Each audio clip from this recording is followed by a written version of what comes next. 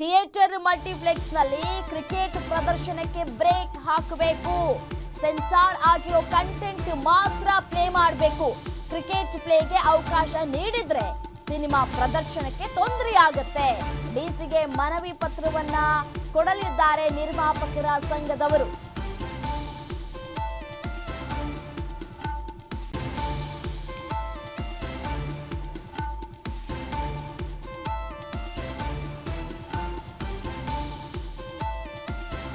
Multiplex ನಲ್ಲಿ IPL ಪ್ರದರ್ಶನ ವಿಚಾರಕ್ಕೆ ಸಂಬಂಧಪಟ್ಟಂತೆ ಬೆಂಗಳೂರು ಡಿಸಿಗೆ ನಿರ್ಮಾಪಕರ ಸಂಘದಿಂದ ಮನವಿಯನ್ನ ಕೂಡ ಮಾಡಿಕೊಳ್ಳಲಾಗ್ತಾ ಇದೆ. ಈಗಾಗಲೇ ಥಿಯೇಟರ್ಗೆ ಜನ ಬರ್ತಾ ಇಲ್ಲ, ಸಿನಿಮಾಗಳು ಕೂಡ ನಿರೀಕ್ಷೆಯ ಮಟ್ಟದಲ್ಲಿ ಬಿಡುಗಡೆ ಆಗ್ತಾ ಇಲ್ಲ. ಸೊ ಹಾಗಾಗಿ ಈ ರೀತಿಯಾದಂತಹ ನಿರ್ಧಾರ ಕೈಗೊಂಡ್ರೆ ಹೇಗೆ ಅನ್ನುವಂತಹ ಪ್ರಶ್ನೆಗಳು ಕೂಡ ಉದ್ಭವ ಆಗ್ತಾ ಇದೆ. ಸೆನ್ಸಾರ್ ಆಗಿರೋ ಕಂಟೆಂಟ್ ಮಾತ್ರ ತಾನೇ ಪ್ಲೇ ಮಾಡಬೇಕು, ಯಾವ ರೀತಿಯಾದಂತಹ ನಿರ್ಧಾರ ಇದು ಅನ್ನುವಂತಹ ಪ್ರಶ್ನೆಗಳು ಕೂಡ ಇದೀಗ ಕಾಡ್ತಾ ಇರುವಂಥದ್ದು. ಡಿಸಿಗೆ ಮನವಿ ಪತ್ರವನ್ನು ಕೊಡಲಿಕ್ಕಿದ್ದಾರೆ ನಿರ್ಮಾಪಕರ ಸಂಘದವರು.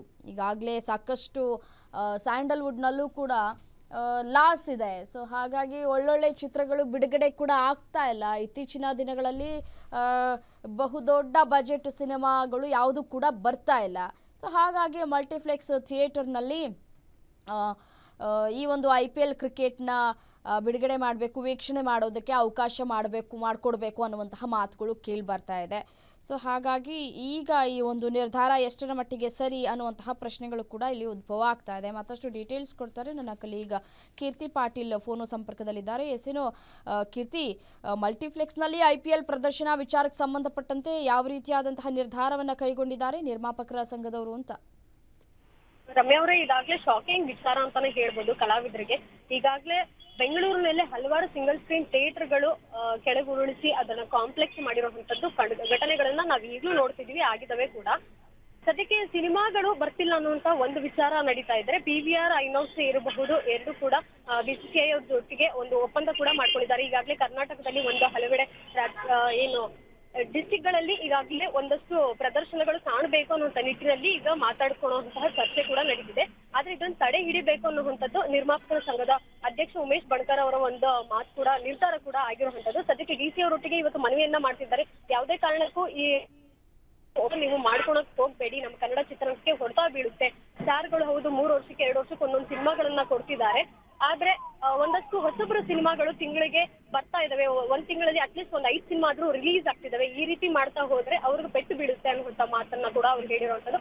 ಮುಂದಿನ ದಿನಗಳಲ್ಲಿ ಯಾವ ರೀತಿ ಏನ್ ಆಗುತ್ತೆ, ನಿರ್ಧಾರಗಳು ಯಾವ ರೀತಿ ತೆಗೆದುಕೊಳ್ತಾರೆ ಅನ್ನೋದನ್ನ ಕಾದು ನೋಡ್ಬೇಕಾಗಿದೆ. ರಮ್ಯಾ ಅವರು, ಕೀರ್ತಿ, ಸಿನಿಮಾ ಆಕ್ಟ್ ಪ್ರಕಾರ ಈ ಪ್ಲಾನ್ ವರ್ಕೌಟ್ ಆಗುತ್ತಾ ಅನ್ನುವಂತಹ ಪ್ರಶ್ನೆಗಳು?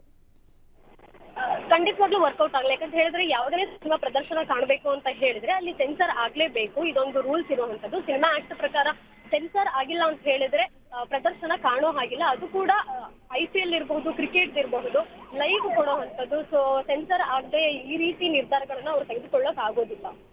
ರೈಟ್, ಥ್ಯಾಂಕ್ ಯು ತಮ್ಮೆಲ್ಲ ಮಾಹಿತಿಗಾಗಿ. ಈಗಾಗಲೇ DK ಶಿವಕುಮಾರ್ ಅವರು ಒಂದು ಹೇಳಿಕೆಯನ್ನು ಕೊಟ್ಟಿದ್ರು, ನಟ್ಟು ಬೋಲ್ಟು ಟೈಟ್ ಮಾಡಬೇಕು ಸಿನಿಮಾ ರಂಗದವ್ರದ್ದು ಅಂತ ಹೇಳಿ. ಸೊ ಆ ಒಂದು ಹೇಳಿಕೆಯ ಬೆನ್ನಲ್ಲೇ ಸಾಕಷ್ಟು ಡೆವಲಪ್ಮೆಂಟ್ಗಳು ಕೂಡ ಆದವು. ಮಲ್ಟಿಪ್ಲೆಕ್ಸ್ ಟಿಕೆಟ್ ದರದಲ್ಲಿ ಫಿಕ್ಸ್ ಮಾಡಬೇಕು ಅನ್ನುವಂತಹ ಮಾತುಗಳು ಕೂಡ ಕೇಳಿಬಂತು. ಸದನದಲ್ಲಿಯೇ ಕೂಡ ಹೇಳಿಕೆಯನ್ನು ಕೊಟ್ಟರು, 200 ರೂಪಾಯಿ ದರ ಫಿಕ್ಸ್ ಮಾಡ್ತೀವಿ ಅಂತ ಕೂಡ ಹೇಳಿದರು. ಅದಾದ ನಂತರ ಇದೀಗ IPL ಪ್ರದರ್ಶನ ವಿಚಾರ ಸಾಕಷ್ಟು ಸದ್ದು ಮಾಡ್ತಾ ಇದೆ. ಸ್ಯಾಂಡಲ್ವುಡ್ಗೆ ಇದೊಂದು ದೊಡ್ಡ ಆಘಾತ ಅಂತ ಹೇಳ್ಬೋದು.